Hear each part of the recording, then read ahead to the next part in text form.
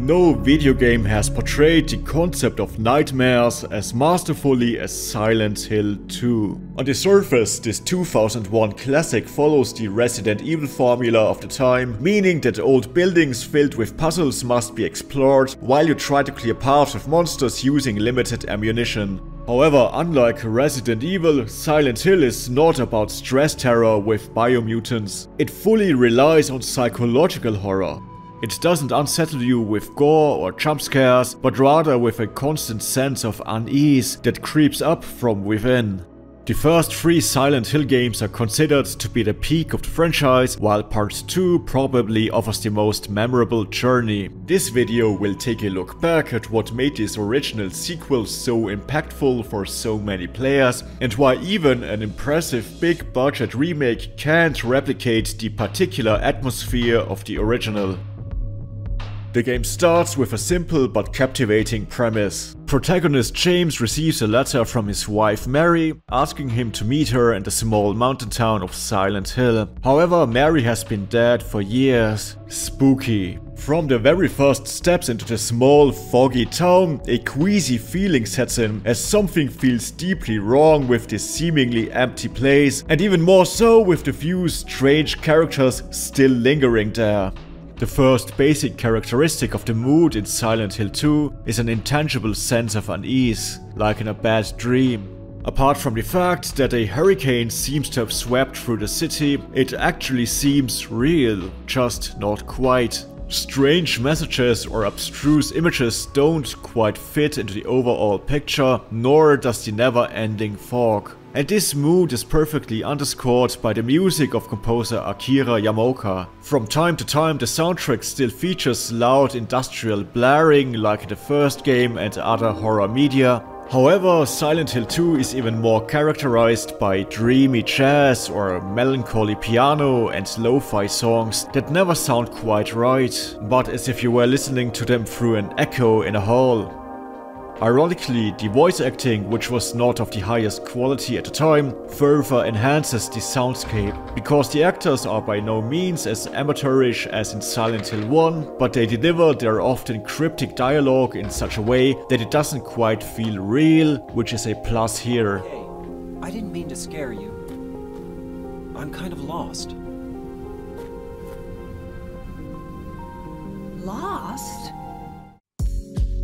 The second key feature of the atmosphere is the ever-tightening sense of dread, not just through its audiovisuals or story, but also through its gameplay. It becomes clear that Silent Hill is a mirror of the, to put it mildly, serious problems that the protagonists carry with them and which are constantly getting worse. At the beginning there's still a slight lack of orientation in the fog, the streets are wide open, it's easy to get confused, but you can just about find your way thanks to some clues. Beginning with the first accessible building, the game starts to tighten up. Not least because the camera depicts the corridors in a particularly oppressive way. And the further you penetrate into this maw of evil, the more often you find yourself in some kind of abyss with no points of return. The locations become increasingly surreal as the environmental art by Masahiro Ito grows progressively twisted. Whereas the original game was all about rust and metal when the town transformed into its demonic version, the sequel was more subtle. As if an empty hospital wasn't eerie enough, it becomes even more unsettling when it's suddenly covered in plastic sheets like those used at murder scenes, and all the exits to the outside map are sealed for the players without warning or explanation, while indescribable cage-like mannequin creatures roam the halls. That's an aspect that the remake outright fumbles by giving some of these parts a much cruder atmosphere. Old Silent Hill 2 isn't without its flaws.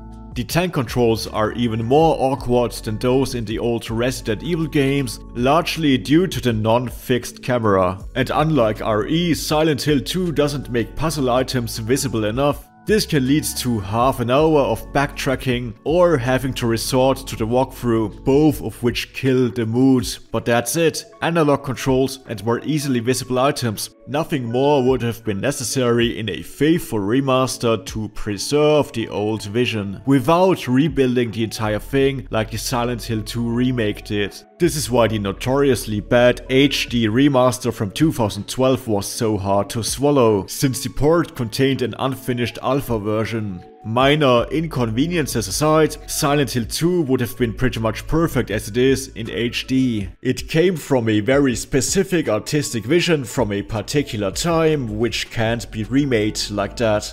I'm not gonna lie, I was shocked at how well an external developer was able to transform the art by Ito at Yamaoka into a tense remake that has its own strengths. But it's not the same experience as the initial release, and its unique storytelling, more subtle art direction and atmosphere, rough grain filters and oppressive angles, something smartly attuned to the limits of the old PS2 hardware. Silent Hill 2 avoids jump scares, it also doesn't hit you over the head with its themes. James doesn't react to the events with stupid one-liners, which would break the dreamlike atmosphere. Unlike Silent Hill 1 and 3, it also doesn't try to explain the supernatural with unnecessary cult plots. No question, the entire first trilogy is one big horror masterpiece, and 1 and 3 are actually scarier to play. But Silent Hill 2 stands out because it delves into the character's psyche the most, and at the same time is the most subtle about it.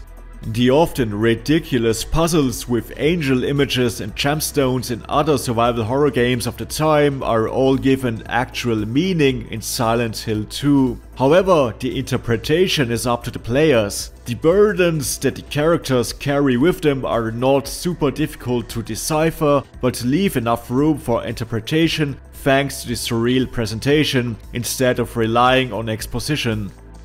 In terms of gameplay and narrative, it is not intrusive. Even simple mechanics such as saving the game do not clash with the atmosphere of the in-game world.